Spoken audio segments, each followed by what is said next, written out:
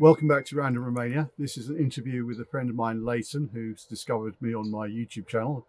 We've become friends over the last few months, and he has a lot to say about Romania. I thought you'd find it interesting, so here you go.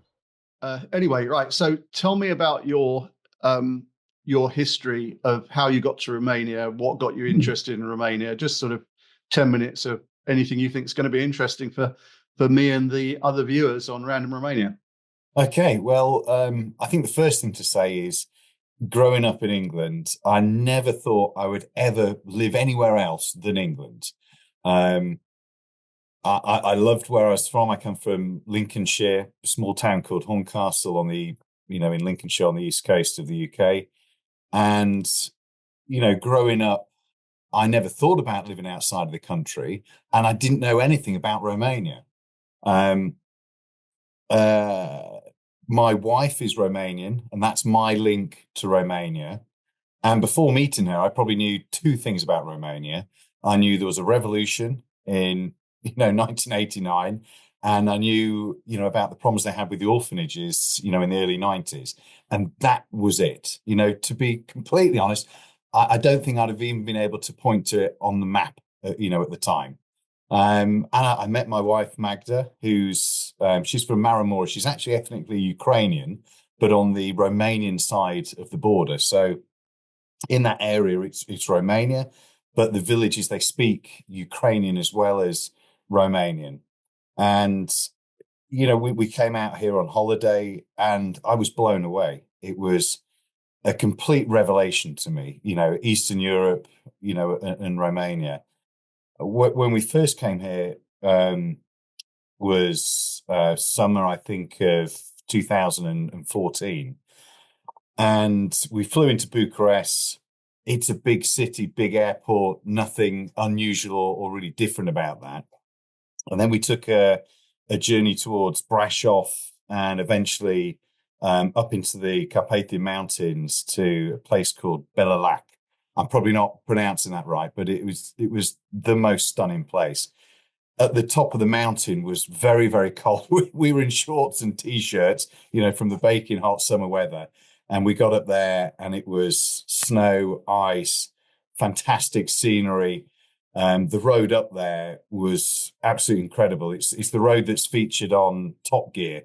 And I think Jeremy Clarkson describes it as one of the best roads in the world to drive on.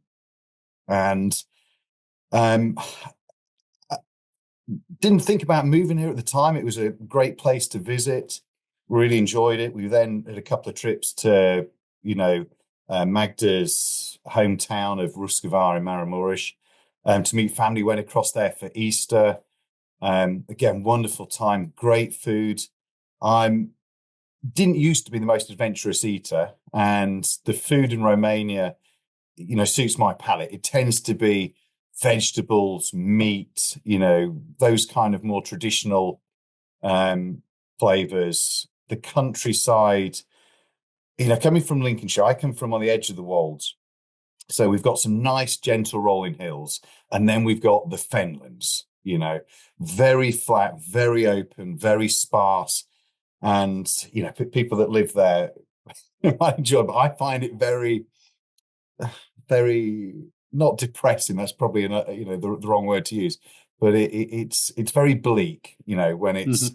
when it's cold and wet and rainy, it's not the most interesting place. And then to come to Romania, which has a lot of diverse landscapes, but to areas which are wooded mountains and mountain rivers and forests. It was like entering a fairy tale. But again, didn't think anything about moving here. I still, was never interested in living anywhere else. The language, well, something we can talk about a bit later. But I'm not good with foreign languages. I studied French and German at school, but I do not speak French or German. And I had a few holidays here. Went back in March 2015. I fell down some concrete stairs and had a head injury, and I was unable to work for about 6 months. I was very ill, in a lot of pain. I had suffered with hyperplegic migraines, which is like having a stroke. You lose the feeling in your legs, your arms, your face. You're unable to speak and pronounce words, or you can understand what people are saying, but you're unable to communicate back. Mm-hmm. I could see words on a wall, but they meant nothing to me. I couldn't understand what they were trying to say. But it gave me that pause in my life to stop and think, what I was doing. At the time, Mm-hmm. I was working in a very high-pressured, stressful management position within a subprime finance company. So it was not the most ethically pleasing and enjoyable work, to be involved in.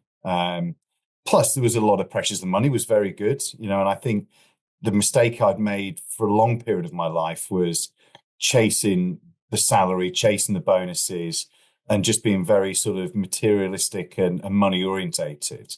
And then, this 6 months where I couldn't work, I lost a lot of my savings, continuing, I'd been through a divorce at the time. I was in rented accommodation. We were renting a house in a beautiful village called Woodall Spa in Lincolnshire. And it gave me pause for thought and to change my outlook on, on life, really, and how much of it was passing me by very quickly and, probably in the wrong direction, especially from, a health point of view. I don't think I'd probably have made it past 55 if I'd have continued in that lifestyle and those levels of stress. So as part of my recovery, we came out to Romania, and we came to the county where I live now, which is in Hunedoara.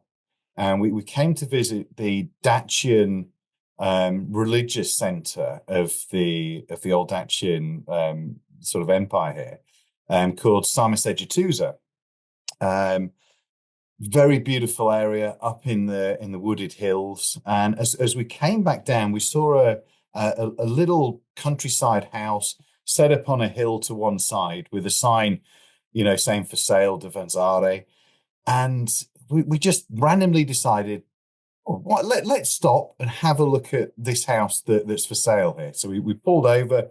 My wife called the telephone number that was on the listing, and the gentleman, that was selling the house lived two doors, further down the street, came down and met us.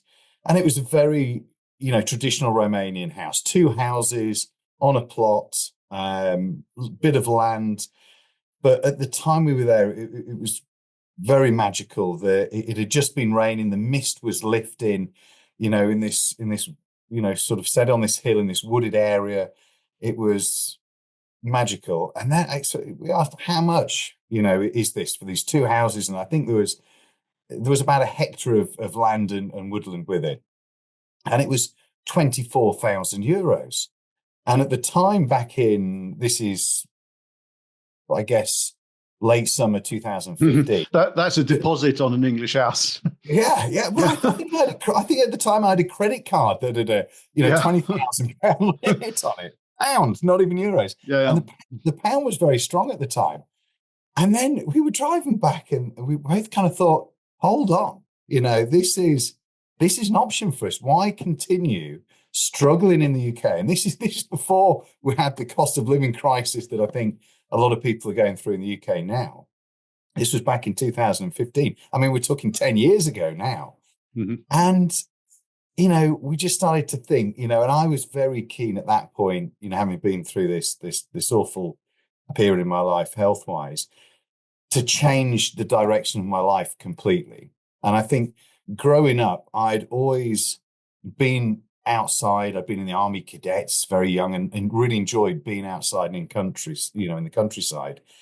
And I'd always kind of said to myself, I would never do that boring 9-to-5 job. And then, of course, you fall into the system and you get trapped in the system, with mortgages and debts and children and expectations of your family and society and everything else. And, we started to think that, we have an opportunity here. I'm not working. I'm not able to work yet. There's nothing tying us to the UK other than, 2 children I have from my previous marriage there. But from a financial point of view, there was nothing really tying us there. We were at that period where we would have the freedom to move. My family, a lot of them are antique dealers. My father, cousin, brother, grandparents were, mother was, stepfather was at one point. And, when, I was growing up, I always collected things. I collected a lot of militaria, medals, tin helmets, crazy stuff. And I'd buy them and put them away in boxes and things. And when I met my wife, Magda, I showed these things and she was like, what's wrong with you? Why have you got all of these things, in boxes, in cupboards that aren't doing anything? Yeah. And I thought, okay, so if I was to sell everything I have, all of these things in boxes that I look at once a year, I can buy a house without a mortgage, some land. And I had this crazy idea that, okay, that's it. I'm going to go completely self-sufficient, off grid. I'm going to live that completely alternative lifestyle. And we spent the rest of the holiday looking at different houses just around the Hunedoara area, different houses, different locations. And we kind of narrowed it down to a couple of places but they were very, small countryside houses, but with some nice agricultural land. So I'm just going to some of my Yorkshire tea. And when we got back to the UK, Magda, grew up in the Romanian countryside up in Maramureș, and she understood, how tough it is being self-sufficient and doing that agriculture. She grew up and spent a lot of her childhood, in the early 90s, after the revolution, and they had no choice but to grow their own food. And it was a big family. They all worked together, working the land. But she thought, the two of us, doing it, this is a very, tough way of life. And of course, I was clueless. I was in this dream world of it's going to be fantastic and easy, and the Garden of Eden, things will just grow on trees. I'll throw the seeds on the ground, and food will appear. Yeah. And she kept bringing me these other houses, and I said, yeah, very nice. And then she brought me one house, and it was this beautiful, sort of 4-bedroomed villa, very strongly built, marble floors, high ceilings, real wood mahogany doors. It had 8,000 meters, of terrain with, I think there was 60, 70 beautifully mature fruit trees. And it was, at the time, it was 90,000 euros. So we've gone from 25,000 to 90,000 euros. But it was absolutely stunning. It was a house, a lot of people in the UK would just dream about. And it was 90,000 euros. And at the time, the pound was so strong, I think it worked out about £60,000 or something like this. Yes. And then she goes, but it comes fully furnished, which again in the UK for most of us is just unheard of. Yes. You buy a house and it's completely furnished with good quality furnishing. So I don't need to think about buying furniture or transporting furniture from the UK to Romania. It's just there: knives, forks, spoons, cups, mugs, table chairs, beds, mattresses, everything. And then you can pay in 2 payments over the space of a year and a half. So all we had to pay initially was 45,000 euros. And then a year or so later, an additional 45,000 euros. And I thought, okay, I can do that. I can beg, borrow, steal, sell, whatever to get that first payment in. And then it gives me then a year to pull together that additional, what would have been probably, just less than £30,000. Yes. So that's the option we went for. And we did. The reason we came to Hunedoara here, my wife was in Maramureș, but she went to theological school in the local city in Deva. And she knew this area, quite well, and said, how beautiful it is, and, its proximity to Deva, the local city, the railway station, the A1 autostrada, it was very conveniently placed. Mhm. Um, and I never saw the house. I saw the pictures of it, but at Mhm. the time I fell quite ill again, and we booked the trip to fly out to view the property, but I was too ill to travel. So Magda came out. Sorry, can I just stop you on one thing? Because you Yeah, keep yeah, of mentioning it, course. and it's a very interesting point for me, and something that Yeah. I think will resonate.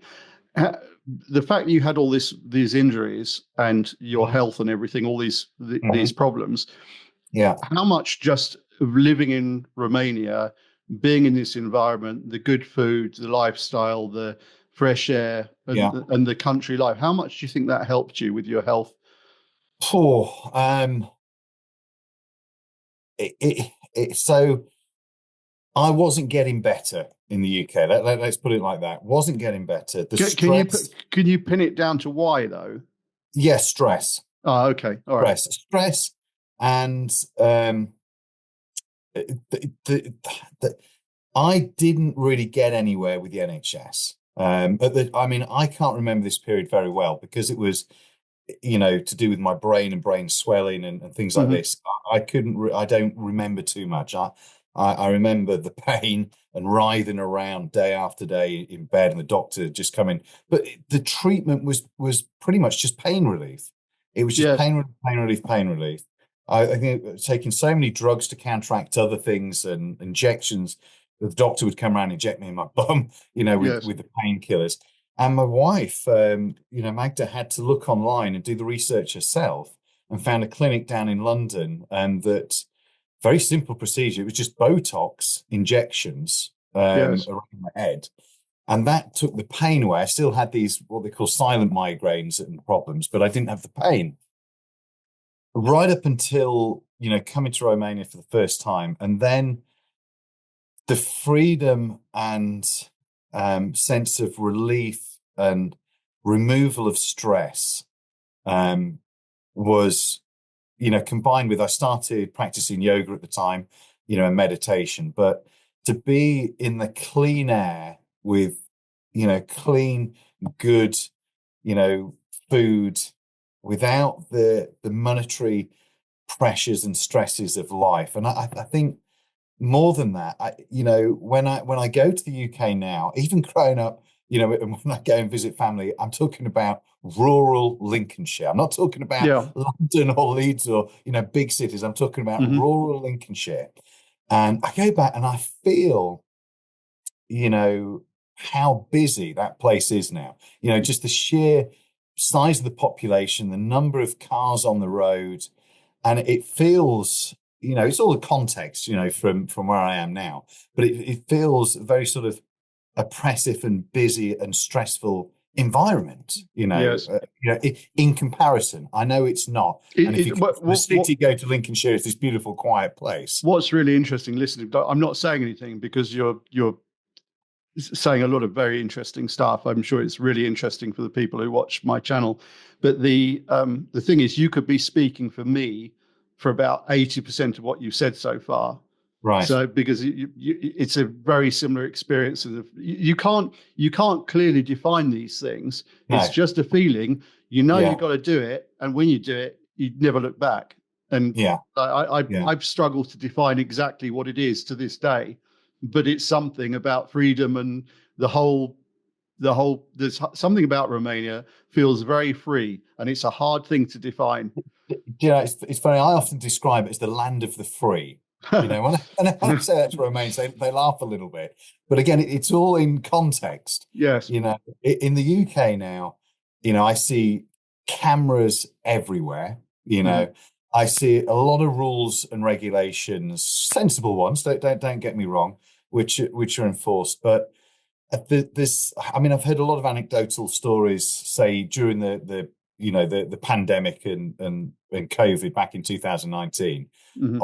I mean, somebody was telling me the other day they were in the English countryside, walking in the English countryside. They Hmm. didn't have their mask on, and a house sort of 20 meters away opened the window and shouted at them out the window to put their masks on. Yes. And this sort of thing of everybody policing each other. I mean, Yeah. my my dad, I was walking in the street with him not too long ago, and a man was sat in traffic in a van about 5 cars away from the traffic lights on red, and he was on his mobile phone. And my dad knocked on the window, told him to put his mobile phone down. The rules and regulations there are there for a reason, and I get it and I understand it. But when they're as they are there now, and everybody's looking at everybody and judging everybody, you don't get so much of that. Or I don't. I can't speak about my area where I am. I think like Romanians get this kind of stuff very quickly that it's wrong, because they've had the whole thing with the history of people reporting on their own families and this kind of stuff. And I think I think they're very sensitive and attuned to that. Anyway, so absolutely, we need to keep this, like, we're going to come back and do much more of this. So let's crack on a bit. That's super interesting. I'm sure people are going to be fascinated by that. Couple of things, just some quick points, likes and dislikes about Romania. Just bullet point things, quick statements, things you like, things you don't like. Okay. I said it before, the landscape and the scenery here is stunning. I think Romania's got so much, there's deltas, there's flatlands, wetlands. For me, the foothills of the Carpathians and the Apusenis are just magical. I think you mean Apushan. Yeah. I always say Apuseni, but it's great because I found someone really called? It's great to find another English guy whose pronunciation of Romanian is worse than mine. Because by the way, the road you were talking about earlier was the Transfăgărășan. Yes, exactly. And it's I think it's Balea Lake. That's the lake at the top of the Transfăgărășan. That's it. Yeah. And made famous by Jeremy Clarkson and Top Gear for the rest of Europe, because this is 45 minutes from where I live. So this is probably hour and a half, 2 hours from where I live. Yeah, because you come from the other side. So we can, if you want to meet at some point, we can meet at that lake in the. that sounds a perfect place to me. That's a good place. Wild boar sat on the terrace looking over the lake there. Yeah, cool. Okay, so the geography, the scenery. Yeah, two or three other likes, and then some dislikes. Okay, for me, the traditional style of living in the countryside here, it's very old-fashioned, resonates with me very well. It's like the UK was probably 70, 80 years ago. Everybody, has land to grow their own food, raise their own animals, barns, and they live a semi-self-sufficient lifestyle. It's a safe space. I mean, I can only talk about the area where I am, but for me, there is no crime here. There is nothing. I won't say some of the poor security measures I take, but I don't worry. If I was to accidentally leave my house open or leave the keys in my car within this local area, I would have no worries that anything bad would happen. I don't see any drug use. I don't see any crime. Whereas I walk down the street, in any city in the UK, I can smell the drugs. I see the addicts, and I hear about the crime all the time, especially the rural crime. Now, I have a lot of friends. There. Anything you dislike about Romania? Yeah, the bureaucracy. I think there's a lot of people that work for the state. I think we got rid of that a long time ago in the UK, but there's a lot of rubber stamping, I think, goes on here, and it can make some of the business practices a little bit difficult to navigate. Have you noticed any of that get better since you've been here? Yeah, me too. Particularly the last few years. Yeah, in the last few years. There's this move to digitalization and a move to do more online. I think actually, in a strange way, during COVID, a lot of that stuff got solved because they dropped to. This is a funny thing that happened during COVID. A lot of stuff got dropped, which made me wonder why they were doing it in the first place. I don't know if you noticed. Well, it's to give people work. I mean, I literally think a lot of these things are there just to create jobs. Yes. And again, I think it's a hangover from the old regime. Where everybody, tended to work for the state. And I think that's where a lot of it is. It's just give people work. Other dislikes, I made a list. There is a bit of a litter problem. Now, I always romanticized England as being very clean and without litter, but unfortunately, my trips back recently, I see more and more litter on the streets of the UK and in the countryside. But here, there is a tendency. Stuff gets dumped in rivers, doesn't it? I've Yeah, seen that. there That's got a isn't. lot better. That's got a It lot better than is it getting was. better, and I think the latest incentive with returning, bottles to these bottle banks, and you get 50 banny, per Ban. bottle you put back. Hmm. But the collection services are very poor. Hmm. This is what a lot of it is. If you live up in the hills, and Yeah, but I'd argue that we shouldn't be using plastics. We should go back to traditional like glass and stuff.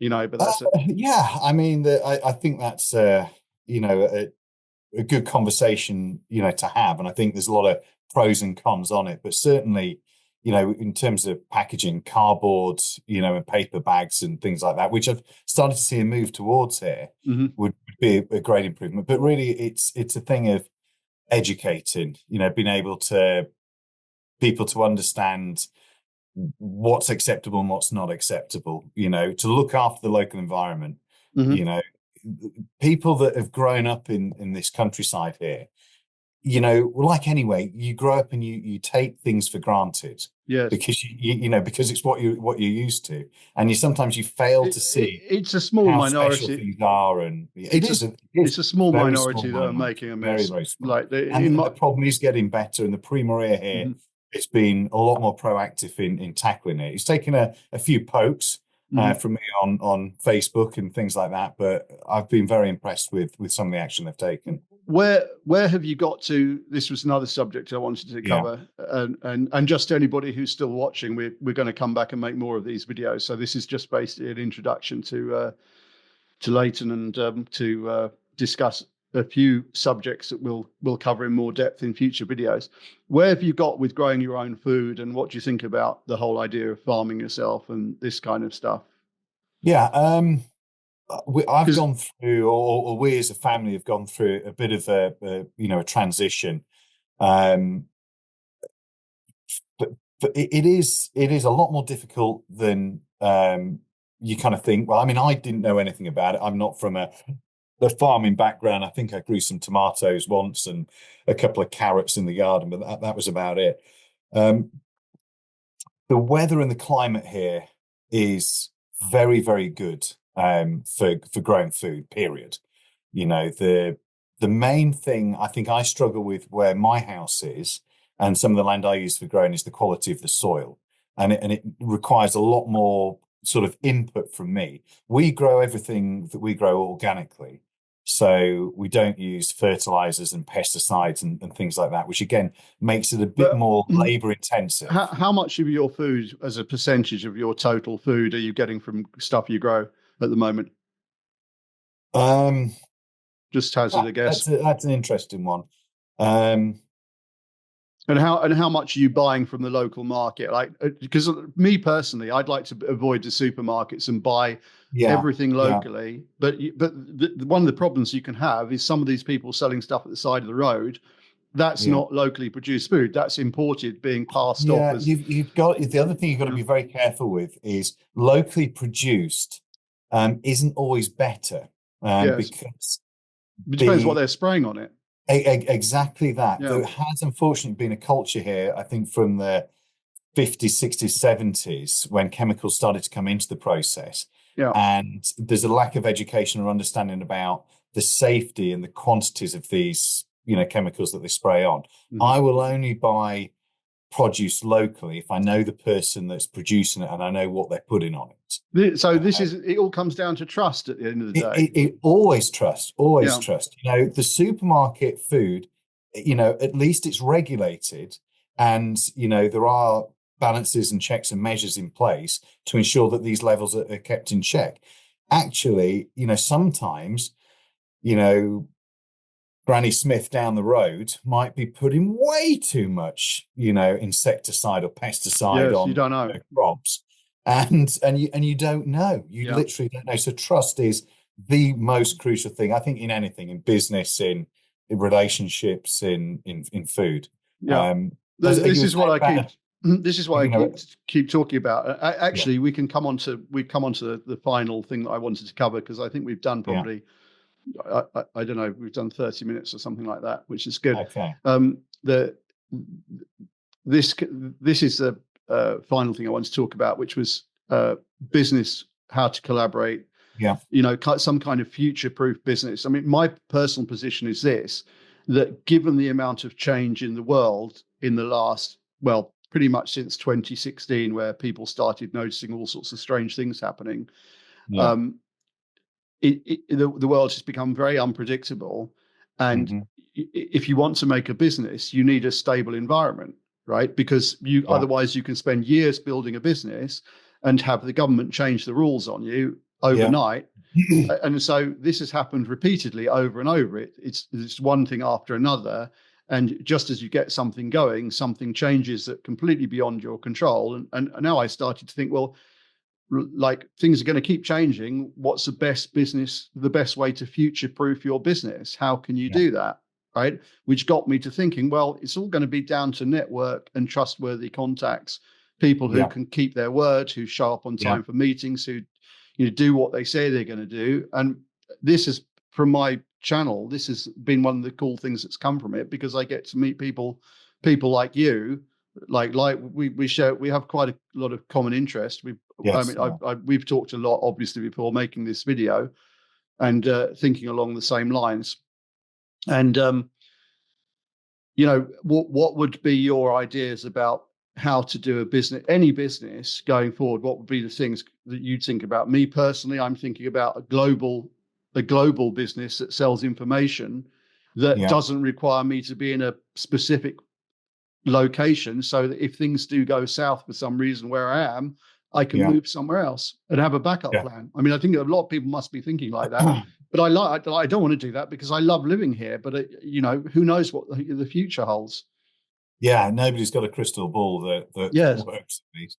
Um, yeah, very interesting subject. I think there's a lot of threats in the world at the moment. Geopolitical as well as sort of technology based, with the development and progression of AI and the impact that's going to have on a lot of industries, and a lot of industries I think people haven't really thought about. I mean, to look at it specifically and locally at Romania and the Romanian countryside, which I understand and know very well now, is firstly, like, even this, the village where I live here, now up in the hills, we have fiber optic internet, and there's a lot of people recently that have bought houses here that have come from an IT background, because they're now able to work, you know, anywhere, as long as it's got a good internet connection.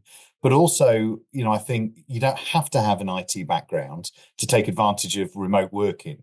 Yes.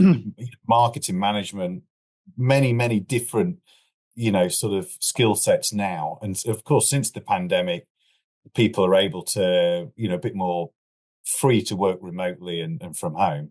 The Mhm. biggest sort of future proof in business that I can see, especially within Romania, and what we have a lack of, in my opinion, here, is quality tradesmen, electricians, plumbers, builders.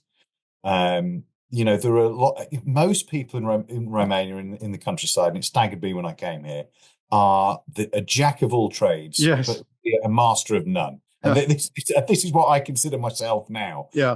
Everybody can, do construction, do welding, do basic plumbing, do basic electricity, put an extension on the house themselves, Mhm. re-roof it, raise animals, do the gardening, drive a tractor, all of this kind of stuff. But what is lacking is probably high quality tradesmen. Mhm. People that there is plenty of money in Romania. And a Mhm. lot of people don't realize this. I mean, I think since I've been here, the average salary has doubled. Mhm. And okay, we're probably only talking Quite, 800 to quite, 1,000 quite a lot of that's euros. just due to inflation, though. So the in real Yeah, terms, I don't think it makes that much difference. yeah, but once we'll probably talk about this on another video. But when you take in how cheap the cost of living is here, and the fact that probably 95% of people own their own homes, Yes. don't have a mortgage, But don't have rent. do you remember?